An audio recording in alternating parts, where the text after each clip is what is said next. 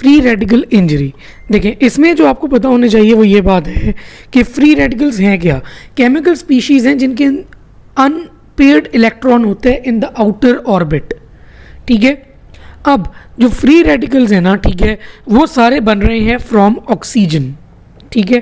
पहले तो ये पाथवे अगर आपको याद है ना तो काफ़ी आपकी ज़िंदगी आसान हो जाएगी, ठीक है। ऑक्सीजन से बनता है सुपर ऑक्साइड, ठीक है। सुपर ऑक्साइड के ऊपर सुपर ऑक्साइड डिस्म्यूटेज एक्ट करता है और H2O2 बना देता है, हाइड्रोजन पर ऑक्साइड, ठीक है। हाइड्रोजन पर ऑक्साइड जो है उसको न्यूट्रलाइज करने के लिए कैटलेज और ग्लूटाथायोन पर ऑक्सीडेज उसको वाटर में कन्वर्ट कर सकते हैं, ठीक है।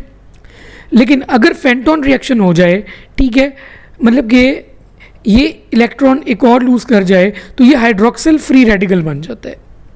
ये जो हाइड्रोक्सिल फ्री रेडिकल है ना, अगर वो पूछते हैं कि पूरे फ्री रेडिकल के पाथवे में सबसे ज़्यादा डिस्ट्रक्टिव और सबसे ज़्यादा डैमेजिंग चीज़ क्या है, तो वो हाइड्रोक्सिल फ्री रेडिकल है, ये वाला, ठीक है। जो कि अल्टीमेटली फिर ऑक्सीडेटिव इंजरी करवाता है, डीएनए को डैमेज करता है, आरएनए को डैमेज करता है, प्रोटीन्स को डैमेज करता है और लिपिड्स को डैमेज करता है, ठीक है। अब मतलब कि अल्टीमेटली सेल इंजरी जो है वो इस पूरे पाथवे से, फ्री रेडिकल के पाथवे से गुजर के हो रही है, ठीक है।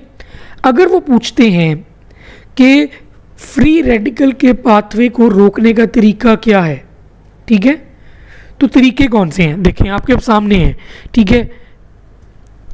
एक तो आ गया आपके पास सुपर ऑक्साइड डिसम्यूटेज, ठीक है, ये रिएक्शन याद रखना है। फिर आपके पास आ गया कैटलेज, फिर आ गया ग्लूटाथायोन पर ऑक्सीडेज।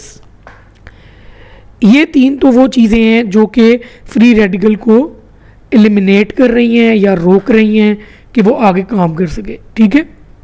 और साथ ही साथ एक चीज़ और याद रखनी है कि सुपर ऑक्साइड डिसम्यूटेज और कैटलेज ये दोनों होते हैं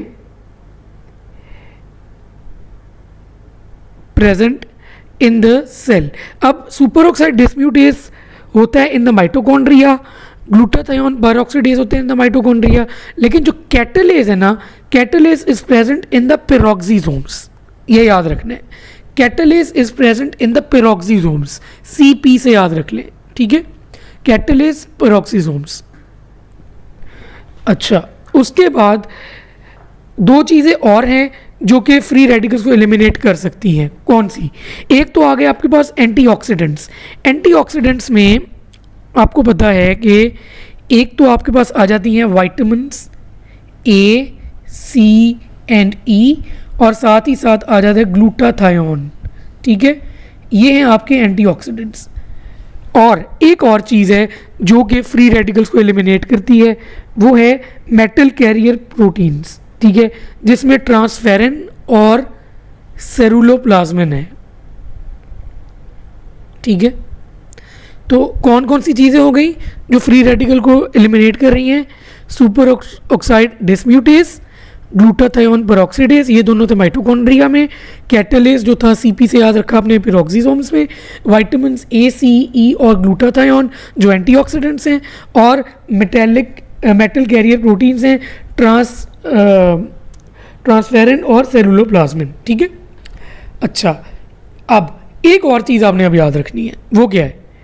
वो ये है कि आखिर फ्री रेडिकल इंजरी जब हो रही है तो ये जनरेट कहाँ से हो रही हैं फ्री रेडिकल्स, ठीक है। अब जनरेट कहाँ से हो रही है? जनरेट हो रही हैं, सबसे इंपॉर्टेंट इसमें जो चीज़ है ना वो है आयोनाइजिंग रेडिएशन। ये बार बार आया हुआ है कि आयोनाइजिंग रेडिएशन जो है वो सेल को कैसे डैमेज करती है? वो डैमेज करती है बाय फ्री रेडिकल प्रोडक्शन। उसके अलावा आ जाती है इन्फ्लेमेशन। इन्फ्लेमेशन की वजह से फ्री रेडिकल्स प्रोडक्शन होती है, ठीक है। फिर मेटल्स आ जाते हैं जिसमें वही कॉपर और आयरन, ठीक है, कॉपर और आयरन, ठीक है, ये जो है ये फ्री रेडिकल्स जनरेट कर रहे होते हैं। आयरन तो वो फेंटन रिएक्शन है ना, वही वाला, ठीक है, सिर्फ नाम याद रखने डिटेल करने की ज़रूरत नहीं है। और ड्रग्स और केमिकल्स जो है ना वो आ जाते हैं, जिसमें इम्पॉर्टेंट तरीन जो है ना वो है एसिटामिनोफेन, ठीक है। एसिटामिनोफेन जो है वो करवा रहा है फ्री रेडिकल से इंजरी। तो ये था आपका पूरा टॉपिक फ्री रेडिकल्स का। अब अगर कोई पूछता है कि क्वेश्चन क्या पूछा गया है अभी तक फ्री रेडिकल से, तो वो सिर्फ यही पूछा गया कि रेडिएशन थेरेपी कैसे किल करती है सेल्स को, और वो आपके सामने है, फ्री रेडिकल से रेडिएशन थेरेपी किल करती है सेल्स को। लेकिन जो एक्सपेक्टेड एमसीक्यूज है वो भी डिस्कस कर लिए मैंने।